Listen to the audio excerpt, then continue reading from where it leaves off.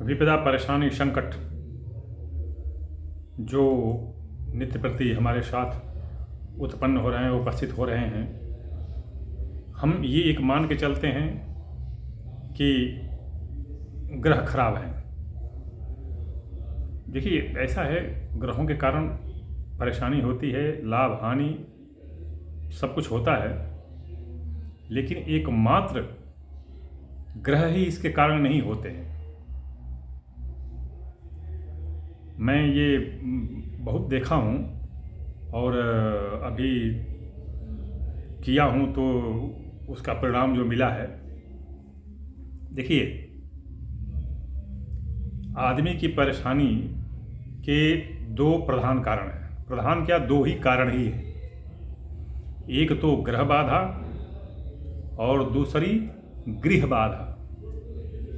गृह बाधा, घर में ऐसा है कि जब आदमी घर में रहना शुरू करता है तो मान लीजिए उसी में शादी विवाह, आजकल उसी में देख रहे हैं कि अंदर ही जो पूजा की जाती है, जो घर बनवाने के पहले जो नींव रख करके और उसे घर की जो पूजा की जाती है, तो हर एक दिशाओं में, कोणों में देवी देवताओं को प्रतिष्ठित किया जाता है। इंद्र है, अग्नि है, वरुण है, यम है, सब स्थापित किए जाते हैं जगह जगह, हर कोने और हर जगह में। वो हमारी रक्षा करते हैं, वो घर की देखभाल करते हैं। तो पहली बात तो ये देखिए, आजकल हो क्या रहा है, इसको चाहे मजबूरी कह लीजिए या फैशन जिसको कहते हैं वो कह लीजिए, जो भी कह लीजिए, या सुविधा कह लीजिए या आलस्य कह लीजिए, जो भी कह लीजिए, कि उस घर की परिधि के अंदर, प्रेमाइश के अंदर ही लैट्रिन बाथरूम भी बन रहे हैं। तो अब ये सोचिए कि लैट्रिन बाथरूम की भी रक्षा करेंगे कौन? इंद्र, यम, वरुण जो भी हैं, अग्नि, सब उसकी भी रक्षा करेंगे। वो घर को अशुद्ध करता है। दूसरी चीज़ यही, जब पति पत्नी साथ रहते हैं तो स्वाभाविक है कि अशुद्धता आएगी घर में। तो इस तरह से घर की जो शुद्धता है वो धीरे धीरे धीरे धीरे धीरे धीरे समाप्त हो जाती है। देवताओं की जो देवता लोग जो जिस शक्ति के साथ उसकी रक्षा करने के लिए रखे जाते हैं, उनकी भी कृपा समाप्त होती चली जाती है और वो दूर होते चले जाते हैं। और फिर शुरू होती है परेशानी, संकट, हानि, विपदा, विवाद, तरह तरह के शुरू हो जाते हैं। अब आदमी सोचता क्या है, उसकी तरफ ध्यान नहीं देता है। वह घूम घूम कर पंडितों और ज्योतिषियों के पास जाता है, तो अपना ग्रह दिखलाता है। तो पंडित जी बताते हैं कि भाई आपके 8वें चंद्रमा है, तो 12वें शनि हैं, तो लग्न में राहु हैं, तो क्या क्या कह कर इसकी पूजा कीजिए। और आदमी पूजा कराता है, ठीक है, वो सब है, कराता है, व्यक्ति पूजा कराता है, उसकी करना भी चाहिए। किंतु ध्यान दीजिए, एकमात्र आपकी परेशानी के कारण ग्रह ही नहीं हो सकते, गृह भी है। अब उसमें देखना पहले घर को देख लीजिए। अब घर को देखने के लिए लोग करते क्या है, प्राचीन पद्धति क्या है, पहले तो टेना में वो होते नहीं थे, फ्लैट और ये अपार्टमेंट और क्या क्या होते नहीं थे। तो पहले तो जो भूमि है उसके मिट्टी को लेकर के उसका जो है देखते थे, परीक्षण होता था। वर्तमान समय में तो है नहीं। तो अब उसके लिए क्या है मैं बताता हूँ, उसके लिए क्या है, कैसे करते हैं। मेथी जानते हैं? मेथी मेहंदी का बीज, मेहंदी का बीज और कपूर, मेथी, मेहंदी का बीज और कपूर। तो 8 कपूर के छोटे छोटे गोले गोले दाने ले लीजिए। और ये जो मेहंदी और मेथी हैं, ये अपना सब मिलाकर के 4 चम्मच लीजिए।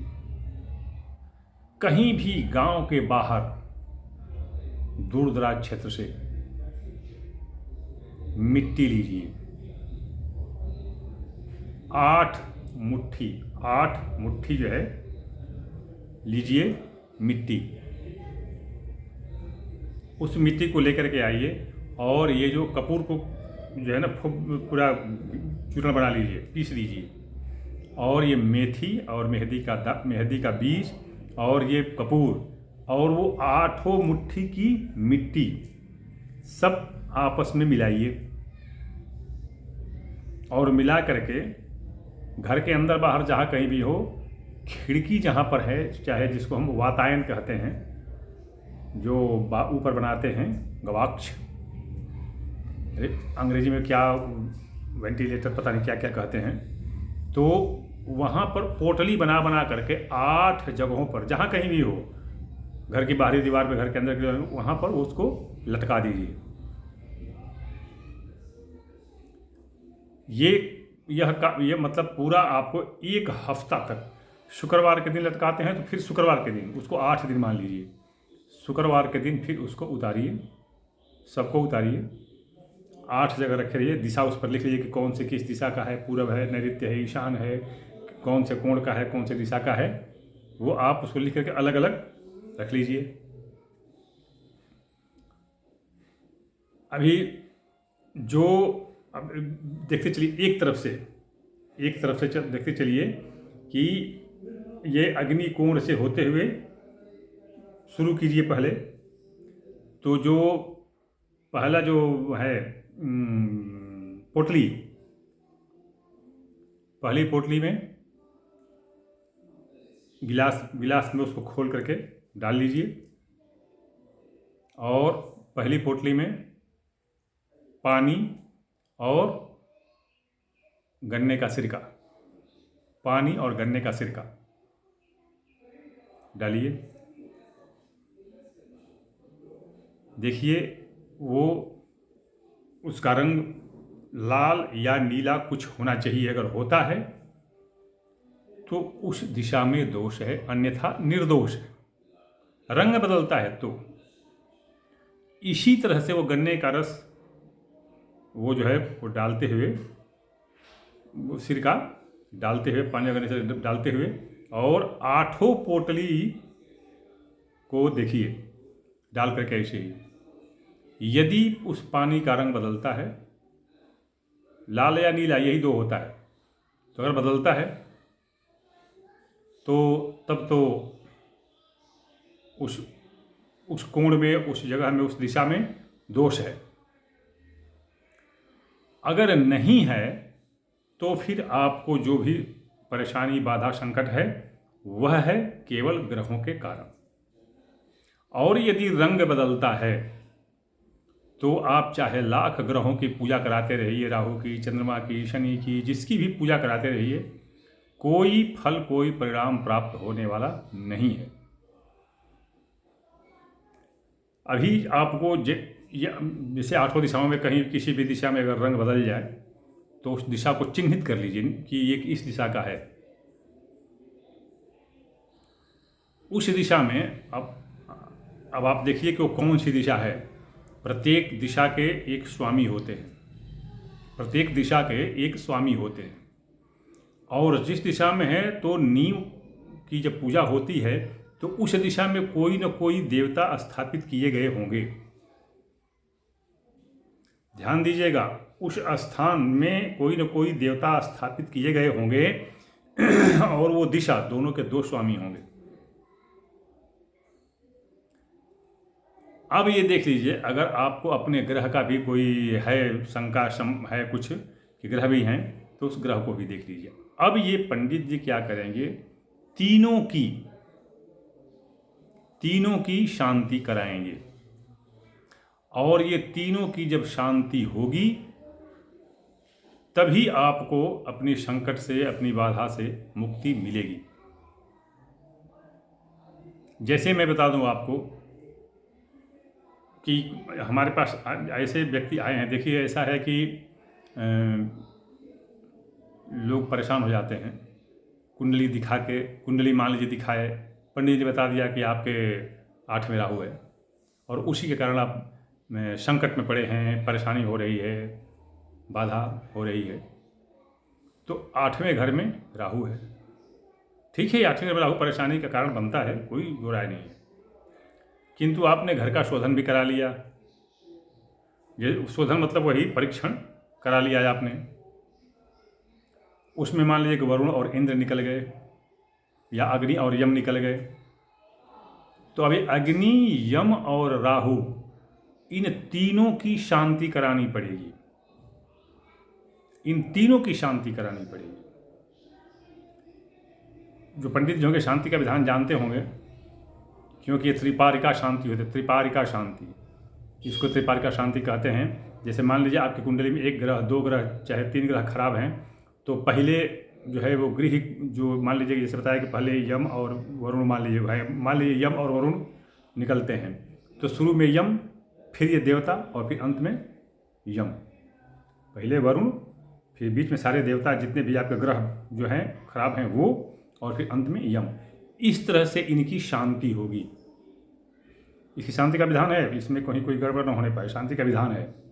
शुरू में आपका जो ग्रह, जो देवता दिशा के और स्थान के, भूमि के ग्रह घर के पड़े हैं, तो शुरू में पहले एक जो दिशा के देवता हैं, जैसे मान लीजिए बताया ना कि वरुण हो चाहे यम हो, एक वरुण मान लीजिए शुरू में वो देवता हो गए, और फिर किसकी बारी आएगी? जो आपकी कुंडली में ग्रह खराब हैं, एक हो तो एक, चार हो तो चार, उन ग्रहों की शांति, और फिर अंत में जो एक जो स्थान के देवता बचते हैं वो।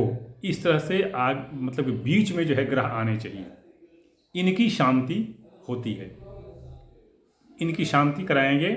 तो ये मेरा अपना अनुभव है, मैंने कराया है, तब मैं बता रहा हूँ कि इसके निश्चित रूप से आपको शांति मिलती है, निश्चित रूप से आपको शांति मिलती है। अभी इसका तांत्रिक विधान है, इसको हम नरेवा कहते हैं, नरेवा, तांत्रिक विधान में नरेवा कहते हैं। जैसे मान लीजिए आपको पता चल गया कि हमारे घर में ये है, चाहे ऐसे है, और हमारे ग्रह ऐसे हैं, घर में गृह दोष ऐसा है, ग्रह दोष ऐसा है, पता कर लिए, तो बताया जैसे कि आपके जो ग्रह का भी पता चल गया कि कौन ग्रह खराब है, और दिशा और स्थान के सामने का भी पता चल गया, तो अब उसके आधार पर आप त्रिपारिका यंत्र बनवाएंगे। त्रिपारिका यंत्र में उसमें ये अनुपात है एक, उसमें पड़ता है तांबा, लोहा, स्टील नहीं, लोहा, तांबा, लोहा, अभ्रक और सोना। अब उसमें जितना अनुपात आप मिलवा लें, इसमें कोई ये नहीं है। देखिए ऐसा है, बताऊँ मैं आपको कि जिस अनुपात में सोना होगा उस अनुपात में वो उसका प्रभाव भी होगा। मैं जब आप खुद ही सोचिए, फावड़ा से जो मिट्टी उठाएंगे तो उस पर ज़्यादा मिट्टी आएगी, ज़्यादा मिट्टी हटा सकते हैं आप, लेकिन वहीं से अगर मिट्टी हटाना होगा, अगर चम्मच से हटाना शुरू करें तो बहुत विलम्ब होगा। बस वही स्थिति है कि आप उसमें जो उपादान जो है जितना डालें आप, तो उसको बनवा लीजिए, और बनवा करके जो आपका पूर्व घर का जो पूर्व दिशा है, पूर्व दिशा में चाहे जिस घर में खिड़की ऊपर वातायन जिसको कहा खुलता हो, जो जैसे वेंटिलेशन होता है उसमें खुलता हो, नीचे की खिड़की नहीं बता रहा हूँ मैं, नीचे का जंगला जिसको कहते हैं वो नहीं, ऊपर घर के बनता है ना, जंगले के ऊपर अक्सर लोग जो है एक वातायन बनवा देते हैं हवा आने जाने के लिए, तो वहाँ पर उसको वैसे ही पोटली बना करके 1 हफ्ते तक, मतलब वही 8 दिन तक उसको बांध के लटकाइए, और फिर उतारिए उसको। और वैदिक मंत्र हैं सबके, जैसे मान लीजिए जैसे बताया ना कि जैसे सूर्य खराब है तो सूर्य का ओ आकृष्णेन रजसा वर्तमानो निवेशन्नमृतम मर्त्यम च हिरण्ययेन सविता रथेना देवो याति भुवनानि पश्यन्, सूर्य का हो गया। इसी तरह से और भी ग्रहों का है। मान लीजिए अब अंत में चलते हैं, मान लीजिए आपका केतु को होता है, केतु ग्रह खराब है तो ओम केतुम गृणवन्न केतवे पेशो मर्याजपे शखे सम खद्धिरजाय था, केतु का मंत्र। जो भी ग्रह खराब हो, उसी तरह से यम और वरुण जो भी हैं उनका जो मंत्र है इनको 21 बार पढ़ करके और आहुति दे देते हैं तो वो यंत्र सिद्ध हो जाता है और उसको धारण कर लीजिए। तो यह भी एक उपाय है। यद्यपि ये उपाय महंगा क्या पड़ेगा, महंगा है भी नहीं भी है, आपको महंगा करने के ऊपर है, क्योंकि उसमें जिस अनुपात में आप जो उपादान डालेंगे, तांबा डालेंगे ज़्यादा, सोना कम, चाहे सोना भी उसी अनुपात में डालेंगे तो उसी अनुपात में तो आप जैसा चाहें वैसा बनवा सकते हैं। कार्य उसका क्रियाकलाप जो है धीरे धीरे होगा, तो आप उसको धारण कर लीजिए। यह भी देखने में आया है, मैं इसको किया हूँ और लोगों को इससे राहत मिली है। तो ये जो है आप केवल ग्रह दोष पर ही मत रहिए। ग्रहों की पूजा बहुत लोग कराते हैं, कराते कराते थक जाते हैं कि सब कुछ कराया मैं, क्या रत्न भी धारण किया, इस ग्रह की उस ग्रह की पूजा भी कराया, सब सारे देवताओं की पूजा भी कराया, लेकिन कोई वो लाभ नहीं निकला, हानि ही हुई। लेकिन जब उन्होंने अपने घर का दिखाया, परीक्षण करवाया और पता चला कि नहीं ये दोष है और उसकी शांति कराई, तो आज बड़े बड़े अच्छे तरह से जीवन जी रहे हैं। जैसा कि आपको पता होगा, मैं सुपरस्टिशन में विश्वास नहीं करता। जो वैज्ञानिक रूप में तथ्यात्मक है, मैं उसी को मानता और उसी को बताता हूँ।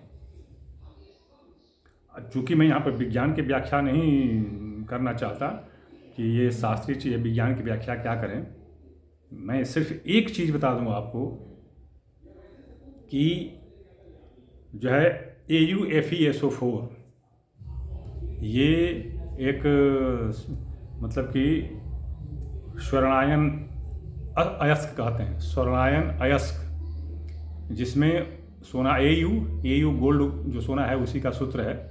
तो AU सोना का हो गया और ये आयरन लोहा हो गया, उसका ऑक्सीडेशन करा दिया तो अयस्क बन गया।